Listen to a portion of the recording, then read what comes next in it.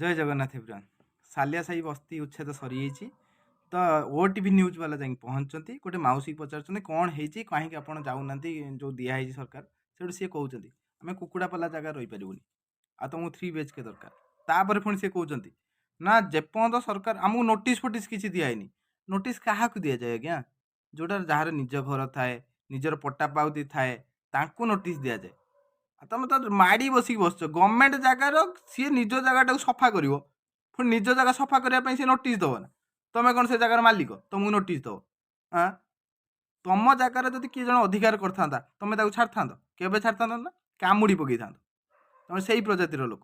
ଆଉ ତମେ ପର ଜାଗା ଉପରେ, ଗଭର୍ଣ୍ଣମେଣ୍ଟ ଜାଗା ଉପରେ ଅଧିକାର ଜମେଇକି ତମେ ଆହୁରି କଥାବାର୍ତ୍ତା କରୁଛ, ଖରାପ ଲାଗୁନି? ତାପରେ ପୁଣି କ'ଣ କହୁଛ, ଗଭର୍ଣ୍ଣମେଣ୍ଟ ଆମକୁ ଜାଗା ଦେଲେ ଯାଇକି ଆମେ ଉଠିବୁ, ଆମେ ଖଟିକିଆ ଲୋକ।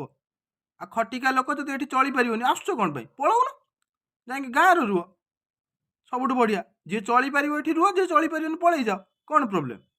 ସରକାର ତ ତମ ଦୁଃଖ ବୁଝିକି ତମକୁ ଥଇଥାନ କରିବା ପାଇଁ ତ ଗୋଟେ କିଛି ଦେଇଛି ନା, ତାପରେ ବି ପ୍ରୋବ୍ଲେମ୍ କହୁଛ ଆମକୁ ଛୋଟ ଘରେ ଆମେ ରହିପାରିବୁନି। ତମେ ତ ଜଇଁ ପୁଅ ଏଠିକାର, ଆଉ ଜଇଁ ପୁଅ ତମକୁ ଦିଆହବ ଘର, ବଡ଼ ବଡ଼ ଘର ଦିଆହବ। ଆଉ ଜଣେ କହୁଛି ସାଂସଦ ରହୁଛି 5 ଏକର, ଆମେ କାହିଁ? ଆଉ ତମେ ସାଂସଦ ହେଇଯାଉନ। 5 ଏକର କ'ଣ, ତମେ ଅଧା ଭୁବନେଶ୍ୱର ତମ ନାଁରେ କରିଦବ। ଦେହ କେହି ନେବେନି। ଜୟ ଜଗନ୍ନାଥ।